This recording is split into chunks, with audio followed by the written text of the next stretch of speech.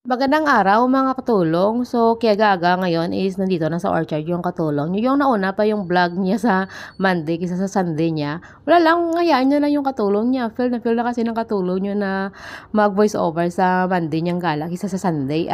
So, ito na nga, nandito na nga sa orchard yung katulong niyo kasi sinamahan niya kasi yung amo niya na pumunta doon sa may apple shop. Pero of course, bago ako dyan mag-video, tapos na yung lahat ng mga kailangan gawin ng amo ko doon sa may Apple shop. Nagkaiwalayan na nga kaming dalawa kasi nga may pupuntahan siya. Ako naman, so of course, kailangan ko nang umuwi. Pero bago ako umuwi dyan, nag-ask muna ako ng permission sa amo ko na dadaan muna ako dun sa may Lucky Plaza kasi nga may bibilhin lang ako. So ito, dito na yung panapadpad na dito sa may Value Dollar Shop yung katulong nyo dito sa may Lucky Plaza. Kasi nga gusto niya kasing bibili ng mga chichirya na nguyang-uyain niya mamaya. So tingnan yung mga presyo dyan ng mga tinitinda dyan sa may Value Dollar. Talagang kayang-kaya talaga ng bulsa ng katulong nyo Pero alam niyo naman siguro kung anong binili ng katulong. Yung ano pa ba naman, edi chicheria. Kaya tingnan niyo, puro chicheria yung binili ng katulong niyo. Para nguya-nguyain mamaya. So pagkatapos niyang bumili ng chicheria, of course, yung bang nagpaalam ka lang na may bilhin ka saglit, pero parang gusto mo pa yata mag-ikot-ikot dyan para mag-shopping na wala ka namang dalang budget.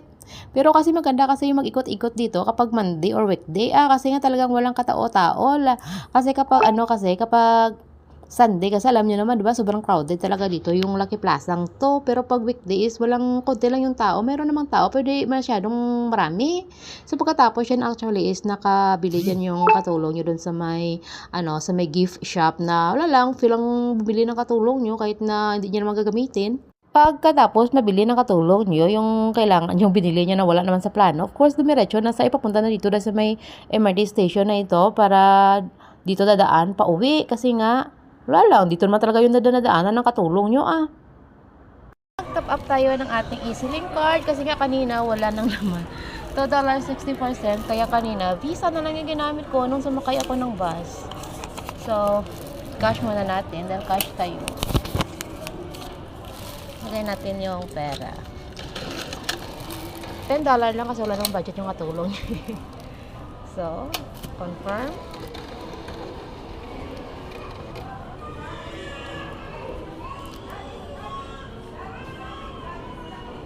Okay, done. Kanina kasi Visa kasi yung ginamit ng katulong nyo Pagkatapos mag-top up, of course, kailangan na natin doon umakyat doon sa may escalator para makalabas na tayo dito sa may MRT station nito. Pero of course, bago tayo dito, dadaan pa rin tayo sa may tunnel na parating dinadaanan ng katulong nyo kapag itong landas yung parating yung tinatahak palabas dito sa may orchard na ito. So, habang palabas tayo yan sa may tunnel na yan sa, actually dyan banda sa may left side ko, yung MRT na station na yan, is iba kasi yan sa may pinag-top-up natin kanina ng EasyLink card na MRT station. So, actually, pwede ako doon makasakay, isang stop lang, makarating na kami doon sa my Great World na, na mall, tapos pwede na akong makalalakarin ko na lang pa uwi. Pero of course, yung katulong nyo talaga is mahilig talaga sa palayuan, or wala lang gusto lang talaga sa pahabaang biyahe Pero actually, pagdating niya dito sa may bus stop, kasi nga pwede talaga siya dito makasakay ng bus pa uwi sa kanila. Of course naman, di ba? Alam nga naman, hindi pwede kasi ito naman talaga yung way ng bus na dumadaan papunta dun sa amin. So, nung pagdating ko dito sa may bus stop, tama talaga na nandun yung number 14 na bus na talagang pwede kong pagsakyan pa uwi sa amin. Pero, yung inisip ng katulong nyo, mas piliin nyo pa rin yung best option niya para sa kanyang sarili. Ano pa ba? Yung paglalakad na kahit na sobrang mainit, talagang wala lang sa katulong nyo. Wala pa naman siyang bitbit na payong kasi nga nagmamadali sila kanina ng amo yung lumabas. Kaya yun tuloy, na-enjoy niya na lang yung init. So, tingnan nyo, sobrang happy-happy talaga ng katulong nyo, di ba? So, actually, mga katulong, napadpad lang naman yung katulong niya sa may orchard kasi sinamahan niya kasi yung amo niya na pumunta doon sa may Apple shop kasi nga, kahapon kasi, bumili kasi yung amo niya ng power bank, charger para sa power bank niya, tapos instead na charger ng power bank yung bibilihin niya, yung binigay sa kanya is charger para sa phone niya.